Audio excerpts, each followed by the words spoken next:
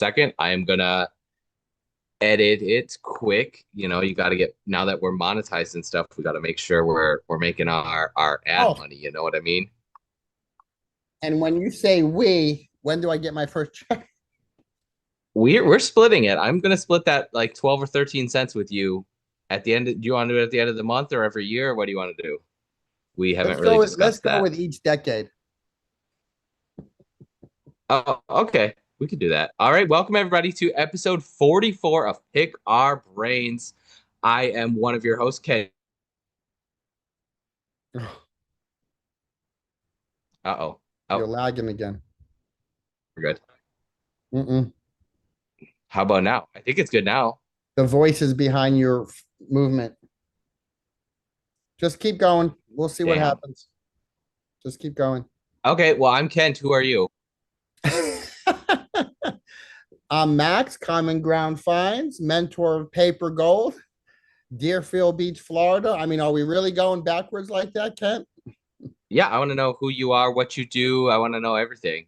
I Until am we an get some questions in the chat, we may as I'm well. do we already have questions? I'm an online bookseller. About 3 minutes ago, I just finished the Whatnot show.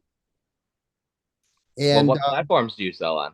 oh my gosh, Ken, what are you doing to me? eBay, Amazon, Whatnot, Instagram, all of those. Beautiful. Yeah. We do have a couple people. Jane Drops and Junkman says hi. Yeah. You better just start Hello to asking you too. questions because you are lagging. Okay, well, if oh shoot, yep, Shelf Theory says it's glitchy. Dang it. Darn. Well, if anyone has questions about selling books online or bookstores or anything like that, feel free to put them in the chat. We are here to answer them. Yeah. So what was your title? I missed it.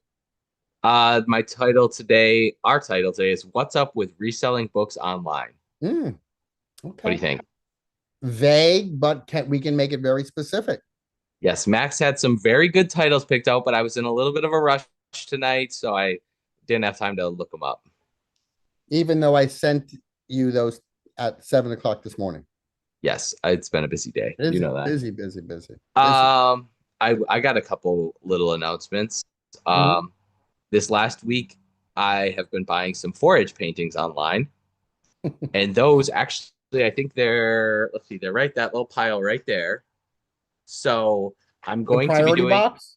yep, plus I got two of them up here as well. Okay. So either probably tomorrow I'll be making a YouTube video unboxing those, and then hopefully tomorrow I'll also be getting a really exciting book in the mail. It is the Pride and Prejudice Peacock edition. And Max has challenged me to You attempt to can't you sell it can't within say what the 1 month. challenge you cannot say the challenge though.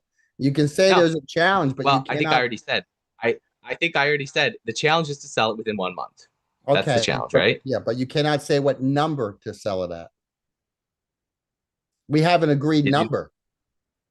that I have to sell it for? Yeah, you don't remember Yeah, that part? that's actually I think I'm gonna try to do even better than the number. Okay. We'll see. Even though you didn't sell the last copy for that number. The last copy was not quite as well. Okay, fair enough. The last copy was a very nice 1895 copy. This is an 1894 Macmillan first edition. So Mm. very clean. And I think my copy will still, at the price I sell it at, will still probably be the one of the most reasonable, if not the cheapest online. There's a really junky copy on eBay right now for 1,000. Um, and mine's much nicer than that. So I'm hopeful. You know what? I put one on Instagram for sale about 6 or 8 months ago, and it sold very like almost instantly. I got all kinds of messages asking for price and different stuff, and it sold very quickly. But it was for less than I'm going to be asking for this one. But still, I think I'll still be the most reasonably priced online copy. We shall see. Okay, well, Jane Drops has a good question. Do you think time of day matters on Whatnot? A year ago, yes.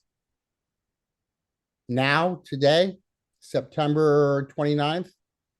No, no. Well, I think there's still, you know what? One of the advantages, and this is what I've always said, is if you're going to go in the morning, you might not have as there's not as many people online shopping in the middle of the morning or early morning, but there's less competition for other sellers as Right. well. Right. So And that could that's a be very advantageous. yeah. Yep. Yeah. If you're one of two or three shows going, Mhm. everyone's going to see you on when they go to the book category, they're going to see you in the top few. Yeah. And if you If you're bring good books to that morning going on show a where there's nobody else at, Friday night, you're yeah, it's yeah.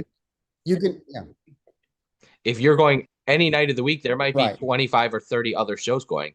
So you're Mhm. competing with all of them, Yeah, and if you it's go it's tougher to seven, compete. 8, 9 o'clock at But night, great you good have books, lots of yeah, competition. You better hope that no one else is selling the type of books you're selling because you're going to split your audience with them. yep, 100%. So that's a Shelf, that's a phenomenal yeah, question. Shelf Theory Books and Media wants to know how do you decide what to list on eBay and what to put on whatnot? Oof. Well, this is something me and Max have Oof. both been kind of adjusting and trying to figure out in this new online selling Yeah. world. But I'm going to have you start here only because you really adjusted your eBay business in the past couple months. Mhm. So I think what I would like you to do, if you don't mind, is talk about how you used to do eBay versus how you do it now because of whatnot. Well, so on eBay, I was doing 30 books a day and I was doing that 6 nights a week. Tuesday was my night off. So now I'm pushing more books on Whatnot. So I switched my eBay auctions to running 90 auctions every Thursday night. And then every other night, I don't have anything ending on eBay. So that frees me up to do Whatnot. Right. My eBay audience is much more picky about what they want to buy just because I'm competing with hundreds of thousands of other books on eBay. So there might be 10 other copies of my Easton Press book on eBay, but on Whatnot, I'll be the only one selling that book at that time, that day, whatever. So it's easier to sell, I think. Um, so I am finding that I have to be more selective about what I put on eBay versus Whatnot. You can put less exciting stuff on Whatnot, and it's the only one, so it'll sell. But on eBay, the people looking at my books know, oh, I can find 10 other copies of that one. So um, yeah, it's definitely changed the way I source for sure.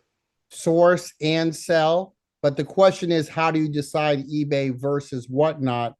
And I would say that question, Tammy, a year ago, 2 years ago, Kent and I could very easily answer that for you. The gap in that question and that answer now is so much smaller. We are not afraid to sell very expensive books on whatnot, books that we wouldn't not have sold on whatnot a year ago. We just wouldn't, we didn't believe that the audience was there. The audience is now there. And so we do not have the fear. We know that as long as we bring good books to the platform, we're going to sell them for very good money. Are they going to get as much money as they would on eBay? A year ago, we would have said no. We would have said we're just trying to move inventory. Nowadays, we're getting the same dollar amount, sometimes more, oftentimes more than the dollar amount on eBay because there's Yeah, less competition. yeah, 100%. You had a very high-end Easton Press sale last week, Mhm, and like you put up a really, really, really nice set of John Steinbeck books. mhm. Eight That eight that did volumes. comp Yep. occasionally for a couple $1,000s or more, Mhm, and you got $950 for it. yep. And you were thrilled with what And it I brought. started it at a dollar. Um, yeah, yep.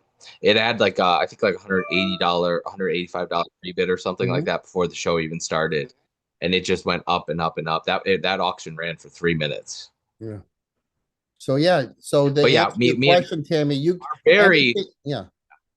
I was gonna say anything that you wanted to yeah, put on eBay because you were afraid, you didn't, there's no fear anymore. Now you do have to build an audience. Kent and I always have said that you yeah, can't just go on there and sell expensive books. You have to build an audience. You need to have followers. You need to have people who enjoy your type of book selling, your type of books, your humor, your charisma. And that, that takes a little bit of practice and work. But I am a firm believer, as Kent is, that if you slowly build it and you don't get impatient and you practice patience, everyone can have successful shows. Yep, 100%. Rare Books USA, Mr. Art Turner wants to know any tips or tricks on how to acquire valuable antiquarian books. That's a 5 hour conversation. I mean, It's I love tough. the flea markets. I still love the flea Yeah, markets. yeah. It drives me crazy when Max says books are everywhere because yes, books are everywhere. But normally, if you go on Facebook Marketplace or eBay or wherever and try to buy these books, everyone wants insane prices more than you could ever afford to pay to have any sort of profit Right, margin. but Usually they're Art they're Turner asking isn't more than I trying. would ever hope Yeah, to get. right, but Art Turner isn't trying to source books on eBay. He's asking us tips and tricks on where to get them. And I would Yeah. say estate sales one, Mhm. flea markets two, library sales three, those things we call business cards, get them to the clean out companies.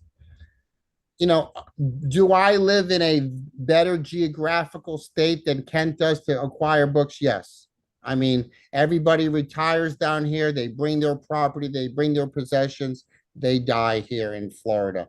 And so there is a lot of a lot of books for me to get. But Kent can still go to flea markets. Kent goes to bookstores that have closed and picks through those bookstores. In the end, to really take your question, Art Turner, make connections. There's no trick, there's no hack. Use your business card, shake people's hands, and make connections.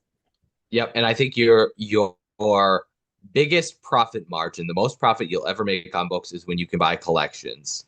Yeah. Because most book dealers don't deal in collections. They want to cherry pick.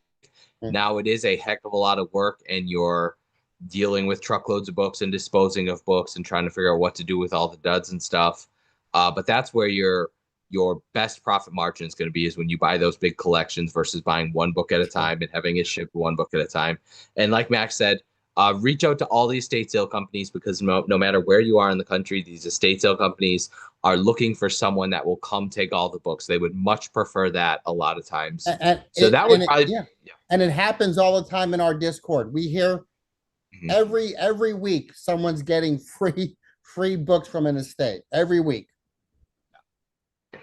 Shelf Theory has a question for me. Kent, do you think your YouTube videos are feeding your show attendance? Another great Well, question. I think absolutely minimal because I know when someone signs up with my link for my referral code to sign up for whatnot. Um, so I don't think it's feeding it hardly at all. But I will say one thing, and this is one thing I've been telling Max about, is whoops, sorry Oh, I about know what you're that. going to say. Every time, and Max, this is controversial according to Max, but I don't know. Every time someone on eBay buys my stuff, which is, I guess at this point it's only 100 books a week, but it used to be a heck of a lot more. Mine used to say, "Hey, please go check out my YouTube channel," and it still does. But now on the back side, it says, "Please take a moment to check out my book auctions on Whatnot seller Animal Vet 52." Please And take notice. I Everybody in the chat, please take notice. This I, is a chess move. This is an absolute chess move. Yeah. And I told Max that he needs to be sending his eBay customers over to Whatnot because on Whatnot, your customers are so much more loyal. They're Mhm. going to buy box after box after box. Where on eBay, they're making you lowball offers and stuff, and maybe they'll buy something here and something there. I really think it is time that all the local booksellers and Whatnot people, most Whatnot people sell stuff on eBay and they don't have a huge crowd, but I think they should be promoting it. They should be starting Instagram pages and pushing Right. book buyers to Whatnot. But no, I don't think my Whatnot gives or my YouTube gets me very much traction on Whatnot. But it does give you some traction. To be fair, it does give you some traction. Yeah, yeah, a little bit probably. Shelf Theory wants to know, Kent, you did a free shipping show. How did the Mm. balance how do you balance free shipping with $1 bids? Well, that was my huge show where everything was like a 25 to $500 value book. So I assumed $4, $5, $6 for shipping was going to be a fraction of what the sold price for every book. Hmm. In that case, that was my greatest show ever, and I sold like $7,000 and the shipping came to 300 and then fees and everything off of that. I still had a pretty huge net and a net profit on that one. But $300 worth of shipping for selling $7,000 worth of books. Now, what do you think, Max? Your average show, let's say you do a $500 show. Okay. Your show today was a little over $500. Hmm. If you did free shipping, I don't know if it would change the bids any. I don't know if the books would have sold for much more, probably not much more if you did free shipping, would they? I'm just looking at what I have today. It would have been about 60 to $80 shipping because I sold some big sets. So it would have been Yeah. it would have been a nice little So, chunk out yeah. of that 500. And I think that's going to be typical is if you do free shipping, it's going to probably cost you anywhere from 10 to 20% of your solds. Hmm. If you're selling low end inventory, you'd probably lose your butt, especially if people are only buying one book and they're paying $5, and then you have to pay $5 to ship it. But I think it's a great little incentive if you're doing all heavy hitter items and expensive items. I don't think it's a horrible idea. No, no. I mean, our typical Sunday show, it would not be a problem, except we are selling a lot of stuff on a Sunday show. Yeah. Yep. Yep. Your lots of books on whatnot with the free shipping would Yeah. you'd Yeah. have to eat a lot of cost. And it's not necessary. I don't think doing free shipping with books gets you any extra bids. I really don't. If it does, it's minimal. Yeah, because the shipping is already pretty cheap. It's media mail. Yeah. Jane Brown wants to know, are there any other things to do to build the following other than share, share, share? Um, what do you think, Max? Well, What can you well, do besides sharing your I share? mean, I like that you say share, share, share. I like that you say that, but one of the little things that you and I have done for a while is we've included the link to the show in the messages, and maybe we need to deeper dive that where we copy and paste the link of the show we're promoting so people can go ahead and bookmark that show just by clicking on that picture or that link that we send. So yes, Yeah. yes, share, share, share. That's do that, but always include a link to your show if your show is a week out, so people don't have to search for it. And also go to go to Animal Vet 52's reviews, go to Common Ground Finds reviews, go to J Fed Antiques reviews, go to the reviews of other booksellers and share the show with the people who bought books from all of us. That's how you find the people who spend money. I don't think we really have any extra insight besides sharing your show, scheduling shows out in advance. So if you're running a show this Friday, you could say, "Hey guys, I keep reminding them go bookmark my show next Friday and check out the items in that shop." I think those are kind of the two most basic things that are going to help you build a following. And Mhm. I've been kind of lazy sharing my show lately. I still get really good bookmark numbers and people coming to my shows, but I do know in the back of my mind that if I was sharing my show, my shows would do even better. I'd get larger crowds Right. and more bookmarks. Right. So um I'm getting lazy with sharing my show, and I know I should do and better. and the truth of the matter is this: you're getting lazy because it is work. It is Yeah. work to Yep. share your show. And that's why most people don't do it, because people are don't want to squeeze the time. And this is the truth here: people don't want to squeeze the time out of their day the way Kent and I squeeze the time out of our days as we build our shows for a year. The last Yeah. year, we spent a lot of time, extra time, sitting in a doctor's office sharing a show. I mean, standing in line at the bank sharing the show. We squeeze minutes out of our days for the bigger picture. And the truth is, most people won't do that. They don't have the stamina for it. They don't have the mental capacity for it. And maybe they just don't want it as bad. And I'm telling you, if you want it that bad, it works. And that's why we're here to talk about it. And it is mind-numbingly boring, and Mhm. it grinds on our souls to do it, but it has to be But done. but And once especially, you get obtain the people. yeah. And once you see results, I think it helps to be like, Mhm. okay, I know I can get bigger crowds. I know it's gonna be a great show. If I spend 4 hours this week sharing my Sunday show, I know it's going to do better, and I know I'm going to have better results. And actually, I do need to get back into doing that, even though it sucks. Mhm. Although, Jeff has a great we did, question. Hello, Ken. although we have spoken about hiring a VA for this. Yes, that is going to be mine and Mac's next adventure into the future of book selling is Mhm. hiring VAs to do it because a VA could easily do what we're doing, and if we could pay them to take that work away from us, I mean, I think it's something that we could easily have them do for The us. money it costs saves us time that you cannot calculate. Yep. Jeff says, "Hey Ken, what is the best way to store Revolutionary War era books in your opinion?" Great question. Can I answer that first? Mhm. Don't store them. I mean, just send them to Kent. He'll store them for you.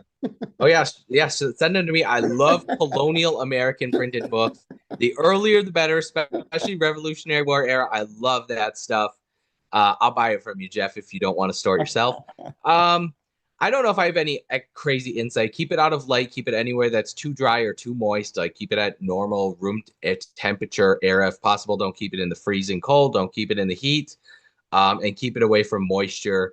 I don't know if you really need to do anything crazy besides that. You can either store them standing up or flat. If you do stand them up, I would suggest keeping them compacted, keep them tight together so they're not like loose. So don't put them like loose on a shelf or anything. If you are going to have them standing up, make sure they're tight on a shelf with bookends or other books or whatever. I know all kinds of people have different insights about like especially huge old vellum books. Maybe you want to store them flat, but I don't think having them tight on a shelf standing up is gonna. I don't know. It's when you do wonky things, or if they're not sitting right, or if they're you set them on their spines that A you're really little gonna. crooked does a lot of damage. Yep. Rona Reed says free shipping on cheaper books is nice. For books that are expensive, I'd rather pay extra for shipping to ensure it's safe arrival. Yeah, yeah, especially with eBay, this is a disagreement me and Max have long had as far as free shipping on eBay. And all of my buy it nows on eBay are free shipping. And that's for a few reasons. And I wish he would kind of take this reason into his mind with his eBay listings because he has 18,000 buy it nows. When someone comes and makes him a bunch of offers on something or wants to buy 10 of his books, it's charging them full shipping on each one. And then Max has to decide to send him a refund. With free shipping, they can make me those offers and they know they're getting free shipping, so they don't have to have that extra shipping fee. So I think it's simpler that way. And supposedly, eBay will show your items up. If I have a book for $25 with free shipping and Max has it for $20 plus five shipping, supposedly mine's going to show up higher in the search results. So that's another reason to do free shipping on eBay, but Max doesn't. Uh-oh, I hear another crow coming. Are Caw. you gonna try? Are you gonna try free shipping on your whole eBay store? No, That could revolutionize your eBay store I'm already revolutionized. potentially. It's okay. I just think as far as people making offers and buying multiple items, the free shipping is more simplistic. So that's one reason to do it. But on my auctions, I do charge shipping because I start them at $1. It's $1 plus shipping, and then after every single item that ends on my Thursday night auctions, I quick send an invoice. So they instantly, if they buy 3 items in a night, they instantly have that invoice with combined shipping. Bob Sipes says, "How do you think Whatnot will change when eBay or some other large company buys it?" Hmm. That's bibliomaniacal, by the way. Yes, it is bibliomaniacal. Is eBay gonna really buy whatnot? I don't think that. I don't think Whatnot. I don't get me started on eBay because I'm I very think whatnot's laughing at eBay. yeah. eBay. Me and Max have been talking about eBay Live for what like a year now. We've been talking Over a year, about it, well over a year. and they're slowly opening up new categories and new sellers. They just opened the Crystal Rock category here a few months ago. And one of the interesting things is like if you go to like the comic books, the coins and silver, the sports cards are the biggest categories on eBay Live. And at any time of the day, there's one or two auctions going at a time. On Whatnot, there might be 500 comic book auctions and 5,000 people watching those shows. So eBay is so far behind and they're so uninnovative. They're so eBay's so lame. The people running I shouldn't okay, I shouldn't talk about eBay because it'll get me frustrated. I still love eBay. My auctions do great. My views are trash, but my sale prices are good. But I hate the idea of promoted listings and paying extra to have your items show up. Actually, I will give a quick example, and then you can answer that question, Mhm. Max. The other day, right now I have a 17.95 medical book listed. Speaking of Jeff, you better check that out on eBay. A 17.95 medical book published in Philadelphia. I guess that's post-Revolutionary War, but pretty close. And I was going to be listing another copy from 1797 coming up. So I went to search so I could copy my title and just change the date. So I searched old medical book, 1797 American printing. And it was the only one that showed up with those exact words in the title.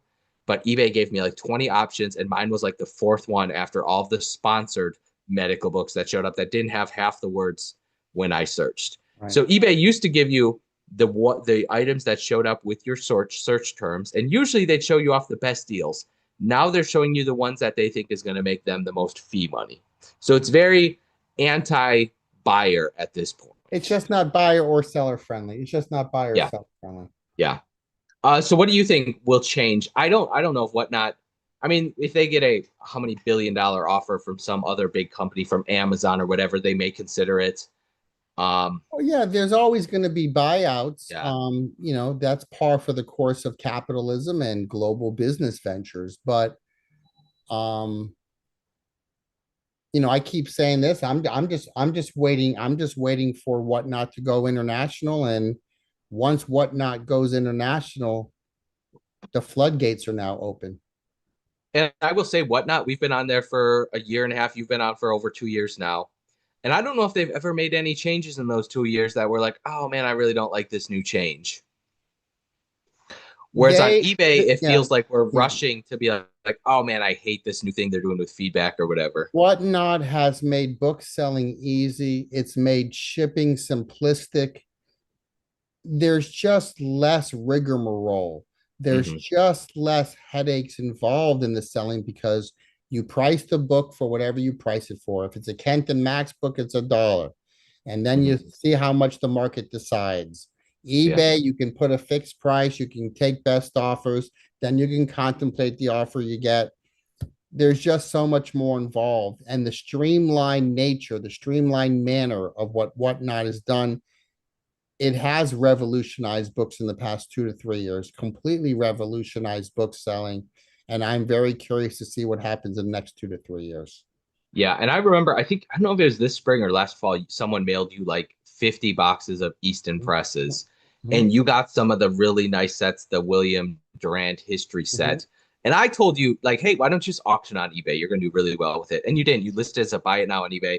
I don't know if you've sold it yet, but at this point, if you got that same set, you would 100% consider and just auction it on eBay. And it would guaranteed do well on, or sorry, not on eBay, on Whatnot. You would Whatnot, yeah. auction it, and it guaranteed it would do well.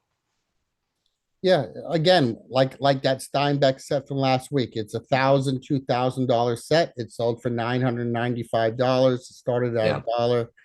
$1. You can literally get 300 Franklin libraries and Easton presses from an estate, turn around on a Friday, Saturday, and Sunday, sell a Yeah. hundred a day, and you are now done with the collection. And you will do very, very well with them. Yeah. We see, I mean, there's lots of people that throw out Easton presses on Whatnot every week, and they always do well. Jane Drop says, when I try to share the link, it never shares a clickable link. Interesting. One of the things I do, Jane, and I suppose you would do that, me and Max sometimes we'll go through our list of buyers that we know we want at our show. We'll click that share button, search them, and send it. If that doesn't work, sometimes I will just go and I'll write a little message and say, hey, I have an antiquarian book show coming up on Sunday. Here's a link. I have this kind of show coming up Tuesday. Here's a link. And then just send it to those people that you want to. And I'll send it to some of Max's buyers or different shows I'm at. I'll reach out to people that are buying live at shows. Tammy says, Max, have you seen any difference with me helping during your shows? She does some tagging and Of modding for course, you, right? yes, of course, of Mhm. course. I used to get 20 to 30 per show.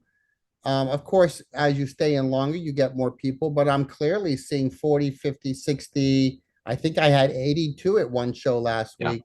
So, of course, um, the problem that I worry about, and I've talked about this with Tammy, is the more you share shows, not just for me, but for other people, do those people now get subsequently numb to the shares and just go, oh, another book show? So I think you have to pick and choose a few people to do that for Yeah. and not really do it across the board because it's you're probably numbing people to that. Yeah, that's fair. Yeah. Yep.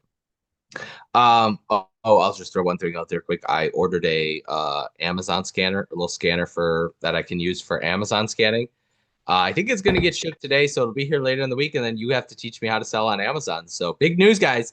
Next week we're gonna be talking about my adventures Why of being was that not the title? Why was uh, that not the title? well, I don't know. I Ken bought it like orders an Amazon. Ken orders a barcode scanner.